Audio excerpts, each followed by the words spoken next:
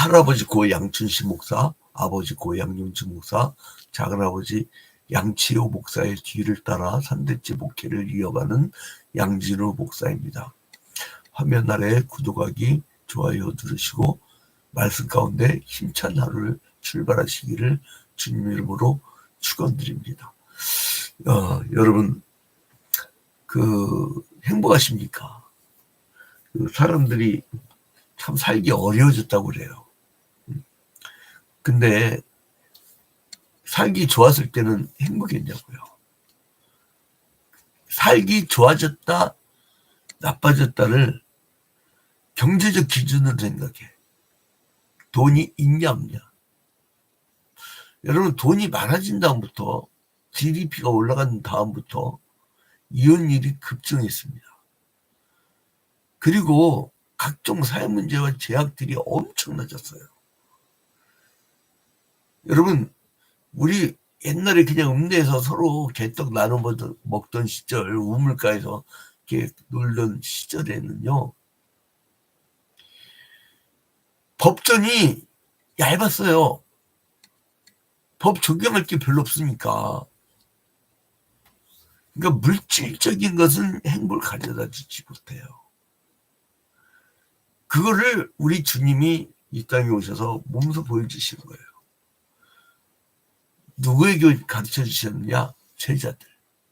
12명의 제자들. 그런데 주님이 그 전도사역을 위해서 70인의 제자를 세워요. 1절부터 16절까지 그 내용인데 누가복음 10장 1절부터 16절까지는 예수님이 70명의 제자를 파송하면서 2인 1조로 파송을 하죠. 먼저 16장 개요를 먼저 말씀드리고요. 그 다음에 17절부터 24절까지는 이 70명이 전도 여행 후에 놀라운 신유와 그 축기, 마귀를 귀신을 쫓아내는 그러한 능력이 보여준 것을 보고 기쁘게 보고한 거예요. 70인 제자들의 보고가 나옵니다. 그 다음에 그 호시탐탐 예수님을 잡아 얽어매려고 했던 이 유대교의 이걸 뭐라고 그래야 돼? 카르텔. 구약 시대의 범죄로 말미암아 멸망당했던 이 민족 중에 자기들이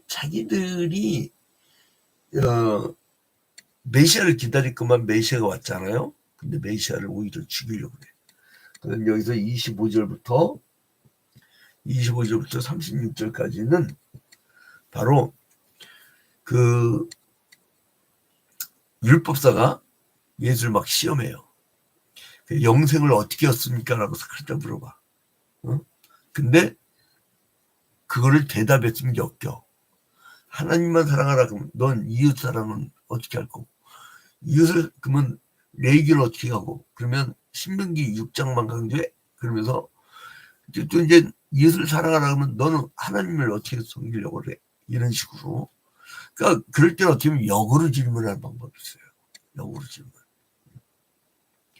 그래서 이제 율법사 입을 통해서 하나님의 사랑과 이웃 사랑에 이 두 개가 나뉘어진 것이 아니라 하나가 되는 것. 그래서 율법사는 다시 이웃이 누구냐고 질문을 하죠. 그때 예수님께서 사마리아인의 비유를 들어요. 사마리아인의 비유. 선한 사마리아인. 그 다음에 37절부터 42절까지 이제 마르다의 집에 가죠. 마르다와 마리아의 이야기. 마르다와 마리아 이야기. 이게 누가복음 10장의 말씀의 개요입니다. 자, 그러면 여기에서 먼저 이제 70일을 보내는 것을 보세요. 예수님의 제자가 12명 이른 것밖에 우리는 몰랐잖아요. 근데 어느덧 70인을 태워요. 이게 교회입니다. 교회는요, 그 건물이 아니고 그 하나님의 택하심을 받아 그 부르심을 받은 거룩한 백성들의 모임. 그 모임이 바로 교회예요. 그래서 이제 그 모임으로 이렇게 그냥 계속 이렇게 머물러 있잖아요. 그러면 이게 확장이 안 돼. 복은 뭐냐면 퍼지는 거예요. 그래서 예수님께서 그 70을 세우고 친히 가시려는 각 동네와 각 지역으로 둘씩 앞서 보내시며, 뭐라고 했어요? 친히 가시려는 각 동네와 각 지역으로. 그러니까 주님은 가고 싶은데 하나님인 분이 인간으로 오셨을 때 인간적 유한한 한계가 있었단 말이에요. 시공간적인. 그러니까 그 시공간적 한계를 제자들을 통해서 퍼뜨렸던 거예요. 그래서 이제 이 제자들이 가는 곳마다 주님께서 명하신 일들을 감당하는 거예요. 그러니까 여러분, 주의 종, 주님의 제자, 이들의 특징이 뭔지 아세요? 주님께서 명하신 것을 전하는 거예요. 권세 딴 다 필요 없어. 그냥 하나님의 나라 복음만 전하는 거예요. 그러니까 하나님 나라가 가까이 왔다는 사실을 전하고 그들에게 이 나라에 들어오기를 청하는 거. 그래, 잔치 참여해라 이 얘기예요. 잔치 참여해라. 근데 갈 때의 이 마음을 얘기하죠. 전대나 배낭이나 신발을 가지지 말며 길에서 아무에게도 분한하지 말며. 그러니까 전대나 배낭이나 신발을 가지지 말고, 이게 뭐예요? 지갑도 빈 지갑이야. 아무것도 가지지 말래. 그리고 어느 집은 들어가든지 거기서 평화를 빌면 거기서 주는 거 7절 봐봐요. 그 집에서 유하며 주는 것을 먹고 마시라. 일꾼이 그 삭을 받는 것이 마땅하니라. 그러니까 뭐냐면 복음을 전하는 노동을 했으면 그 삭을 받으라는 거예요. 당당하게. 그리고 그 집에서 주는 것을 먹고 마시라는 거예요. 그러니까 아무것도 가지지 마라. 야, 이게 진짜 종들에게는 굉장히 힘든 명령이죠. 돈이 어디 있어, 돈이. 그래서 이제 막 이렇게 복음을 전하다가 결국은 반성하지 않는 도시를 만나네. 그래서 예수께서 보낸 제자들이 많은 이사와 기적을 베풀었는데 그런 도시들이 오히려 복음을 받지 않은 거예요. 이사와 기적을 받으면 믿어야 될 거 아니에요. 근데 오히려 복음을 받지 않는 걸 보고 그들에게 저주와 심판이 임할 것이라는. 13절에 보니까 화 있을진저 고라시는 아마 갈릴리 바다 위쪽 동네에 거기 있는 건데, 베세다야 그러면 그 요단강 서편 쪽이죠. 그 다음에 너희에게 행한 모든 권능을 두루하시더래서, 그러니까 북서쪽, 이스라엘 땅보다 북서쪽. 제가 지도를 이미 그렸어요. 그랬던 거니까 여러분들이 다시 앞으로 돌아가서 보면 돼요. 두루와 시돈에서 행했더라면 그들이 벌써 베옷을 입고 제한자 회개하였으리라. 근데 이들이 얼마나 회개를 안 했으면 소돔과 고모라가 더 견디기 쉬웠다는 거예요. 우리 혹시 대한민국에 이런 소리 들을까 봐 겁나 죽겠어요. 왜 우리가 그냥 긴장하면서 기도하는지 아세요? 국가 민족을 참 저런 기도를 많이 하는데 그러다 보면 어떨 때는 일제시대의 재침략 의도를 가진 일본 극우의 어떤 흐름까지도 영적으로 감지가 돼요. 영적 민감성이 굉장히 심하거든요. 그래서 저들이 무슨 방법이 있을까 하다 기도하다가 제가 2년 전부터 이 일본에서 계엄법을 만들고 막 이런 걸 보면서 대한민국 계엄령 떨어지지 않을까. 그러면서 계속 이런 일제 청산 연구소를 만들고 막 그러니까 사람들이 나보고 지금 미쳤다고 했어요. 미친 소리 한다고. 근데 뭐 그 맞췄냐 안 맞췄냐 뭐 중요해요. 무당도 잘 맞춰요. 근데 중요한 거 뭐냐면 정말 국가민족으로 기도 많이 해야 됩니다. 그리고 아무튼 이제 일갈하고 17절에 보니까 70인이 이제 돌아와요. 어떻게 돌아와요? 70인이 기뻐하며 돌아와 이르되 주여 주의 이름이면 귀신들도 우리에게 항복하더이다. 그러니까 70인이 막 돌아온대요. 주님 막 어떻게 귀신도 쫓아내고요. 사단의 권세가 막 힘을 잃고 도망가고요. 멸망당을 봤어요. 그러니까 이게 뭐냐면 주님께서 이 바로 뭐를 하냐면은 하나님께 영광을 돌려요. 그러니까 그러니까 신이었지만 인간의 몸을 가진 그 예수 인성이 존경받지 않고 21절로 봐요. 그때 예수께서 성령으로 기뻐하시며 이르시되 천지의 주제이신 아버지여 이것을 지혜롭고 슬기 있는 자들에게는 숨기시고 어린아이들에게는 나타내심을 감사하나이다. 올수이다 이렇게 된 것이 아버지의 뜻입니다. 모든 걸 아버지의 뜻으로 돌려. 그러니까 여러분 우리가 마땅히 해야 될 복음 전파를 하고 얼마나 기쁜지 몰라요. 이 제자들이 막 그게 많고 적은 게 아니에요. 그 한 사람 키우고 막 잘하는 게 얼마나 기쁜지 몰라요. 근데 그것을 가지고 내가 막 똑똑해서 내가 뭐 능력 있어서 천만에 주님이 오늘 이게 이제 목이잖아. 목인데 이게 숨이 들숨날숨 하다가 주님이 이거를 턱 하니 꺾어버리면 가는 거예요. 심장 먹게 하거나 뇌를 치거나 그러면 가는 거야. 우리는 아무것도 아니지. 주님의 심부름을 하다 가는 거예요. 그래서 막 내가 능력 있는 것처럼 막 그러면은 대부분 그 이단으로 빠지더라고. 근데 하나님께서 그래서 주님이 이렇게 가르치는 거예요.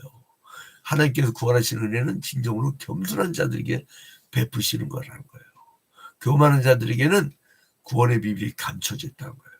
그러니까 막 여러분 비밀을 아는 사람들은요 시시합니다. 근데 그 비밀을 모르는 사람들이 떠드는 거야. 교만한 자들은 떠들어대. 막 높아지려고.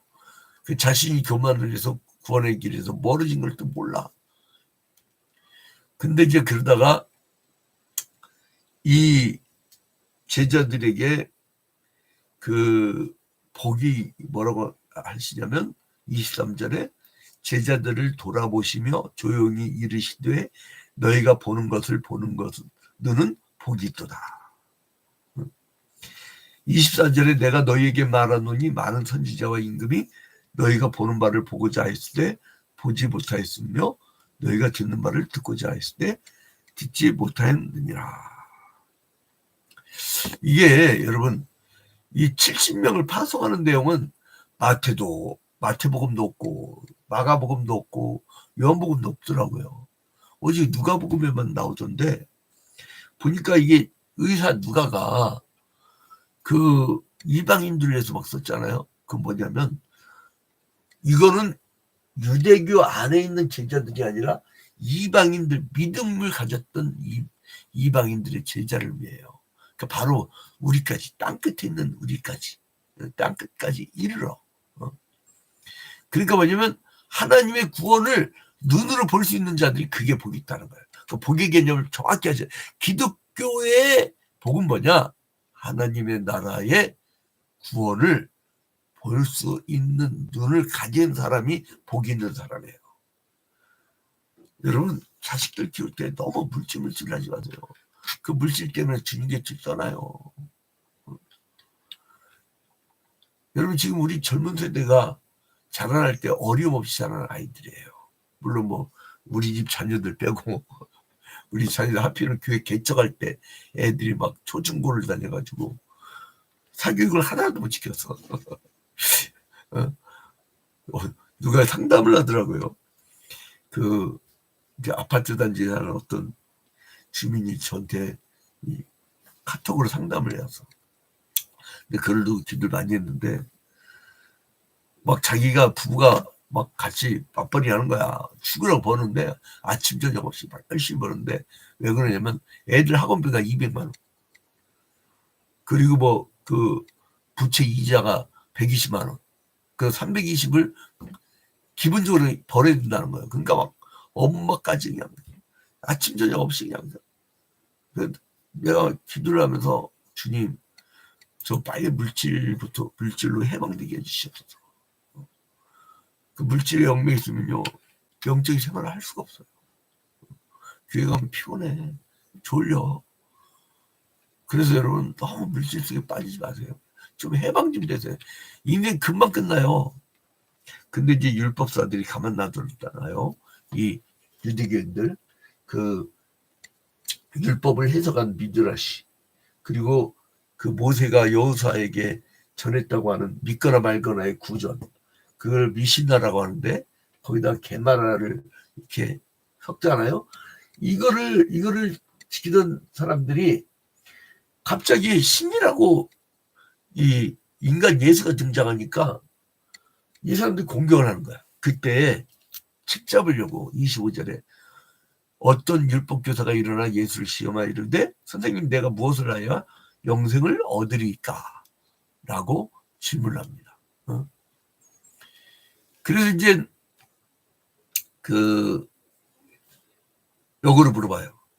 예수께서 이르시되 율법에 무엇이라 기록되었으며 네가 어떻게 읽느냐? 그러니까 대답하여 이르되 내 마음을 다하며 목숨을 다하여 힘을 다하여 뜻을 다하여 주 너의 하나님을 사랑하고, 이거는 신명기 6장에 나온 거예요. 6장 4절. 그 다음에 또한 내 이웃을 내 자신과 같이 사랑하라. 이게 이제 내육이 나오는 거죠. 그 이제 이거를 이 예수께서 질문한 것은 죽음의 문제가 크잖아요. 여러분 왜 암 환자들 기도 못하는 줄 아세요? 죽음의 문제니까 간절해요. 또 저도 중보기도 할 때 간절합니다. 근데 이게 영생을 얻을 수 있는 길이 어디 있냐고 물을 때 이제 이 질문에서 예수님은 율법을 기반으로, 성경 말씀을 기반으로 얘기를 합니다. 그러니까 이게 두 개가 나뉘어진 게 아니라 하나다 이거예요. 그 다음에 비유를 든 게 사마리아인의 비유예요. 선한 사마리아인. 그러니까 강도를 만난 사람. 이 강도를 만난 사람은 누구를 의미하냐면요, 우리예요. 우리 인생들. 근데 어려움이 처인데 뭐예요? 아니 맨날 사랑을 가르쳤던, 그러니까 이 사람이 뭐 거의 죽은 줄 알고 옷도 목까지 다 뺏어가 버렸어. 아무것도 없어. 근데 제사장이 31절 보니까 그를 보고 싹 피해가. 그다음 또 레위인은 뭐예요? 이 제사장의 가문은 그 레위 지파에서 나오잖아요. 그것을 보고 또 피해 가요. 근데 33절에 어떤 사마리아 사람은, 이 선한 사마리아인은 누구를 의미하냐면 예수 그리스도를 의미해요. 강도 만난 사람은 우리 인생들을 의미하고, 근데 이 선한 사마리아인은 여행하는 중, 우리 예수 그리스도는 하나님과 본체이셨지만 인간을 구원하기 위해서 여행 오셨어. 이 땅에 여행 오셔서 여행하는 중 거기 이르러 그를 보고 불쌍히 여겨. 주님이 우리를 불쌍히 여길 때부터 역사라는 거예요. 그래서 우리가 왜 막 간절한 기도했을 때 눈물 막 뿌려가잖아요. 왜 그래요? 애들 있잖아요. 가게 앞에서 라면 땅 사달라고 뒤집어지고 막, 내가 그 집짜리인데 어렸을 때 10원짜리 지폐일 때 10원이었다고 라면 땅 안 샀지만 그냥 그 가게 앞에다 뒹구는 게 막 들어올 거고, 우리 어머니가 돈이 한 푼도 없는데도 어떻게 구해다 그걸 사줘, 라면 땅을. 이게 막 울지 않아도 대책 없어요. 대책 없어요. 우리 주님 앞에서 그냥 울어버리면 주님께서 어떻게 해요? 나도 가끔 그 괴당 건물 사기 전에 그 전에 월세 3번 쫓겨났는데 그냥 그때마다 앞길 막막하니까 눈물 흘리는 거야. 눈물 흘리는 거야. 그러니까 이제 우리가 강도 만난 자인데 우리를 불쌍히 여길 때부터 역사가 일어난 거예요. 근데 이 선한 사마리아인은 뭐냐면 유대인의 멸시를 받던 사람들이에요. 이 구약 때에 북이스라엘과 남유다가 있었는데 북이스라엘은 아수르로 포로로 끌려 돌아오지 못하고 남유다는 바벨론 포로로 끌려갔다 70년 만에 돌아오잖아요. 근데 북이스라엘은 아수르가 혼혈 정책을 펴. 그 남자들 끌어가고 자기들 남자들 보내가지고 혼혈 정책.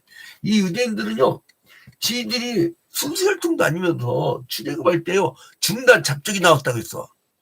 근데 지들이 막 선민의식 가지고요 이방을 막 무시하고 그랬어요. 그러니까 유대인의 멸시를 받았던 지역이 사마리아 지역이에요. 그러니까 예수는 사마리아 사람으로 온 거예요. 이것을 통해서 진정한 이웃이 누군지 말씀하십니다. 말뿐인 사람보다 실천으로 보여주는 사람이 진정한 이웃이다. 내가 너희를 위해서 십자가에 달려 죽었지 않냐. 죽어야 된다. 그리고 이제 예수님이 마지막으로 38절에 이제 마르다와 마리아 집에 가는데 마르다는 막 분주해. 막 먹을까 막 물질적인 거 어떻게 막 그냥 분주하니까. 그러면서 뭐라고 합니까? 분주한 사람은요 짜증이 많아요. 자, 뭐라고 짜증납니까? 40절에 마르다는 준비하는 일 많아 마음이 분주한지라 예수께 나아가 이르되 주여 내 동생이 나 혼자 일하게 안 주는 것이 주는 건 생각하지 아니하시나이까 그를 명하다 나를 도와주라 하소서. 막 분주하게 막 준비하는데 마리아는 예수님 발 앞에 딱 앉아서 말씀을 듣고 있네. 응? 그래서 야 마르다야 예수님 말씀하시는데 네가 만일로 분주한데 응? 몇 가지만 하든지 혹은 한 가지만이라도 족하니라. 마리아는 이 좋은 편을 택하였다. 여러분 24시간이라는 공간은 오늘 하루에게 누구에게나 똑같이 주어져요. 그런데 여러 가지를 다 하고 싶은 것이 인간의 욕심이에요.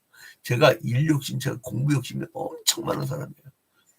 근데 그 중에 하나를 내려놔야지 집중을 할 수 있지. 내가 그걸 다 해버리면 감당이 안 돼. 그러니까 내가 오늘 뭐에 집중할 것인지 그게 선택과 집중이에요. 예수님께서는 제일 먼저 선택을 뭐를 하냐면 말씀을 배우는 거. 말씀을 배우는 거. 옛날 부흥회는요. 아예 휴가를 얻어. 새벽 집회, 오전 집회, 오후 전도 나가고 저녁 집회 이렇게 했다고. 오늘날 저녁 부흥회도 안 하려고 그래. 응? 어떤 교회는 교인들이 안 온다고. 어떤 교회는 강사비 나간다고. 막 별 희한한 핑계를 대. 영이 죽어요. 영이 죽어요. 말씀 배우는 자리가 많아야 돼. 그러니까 막 나는 죽으라고 그래도 온라인으로 왜 계속 해 나가냐면 이 시간이라도 없으면 여러분들은요 방황합니다. 오늘 선택과 집중.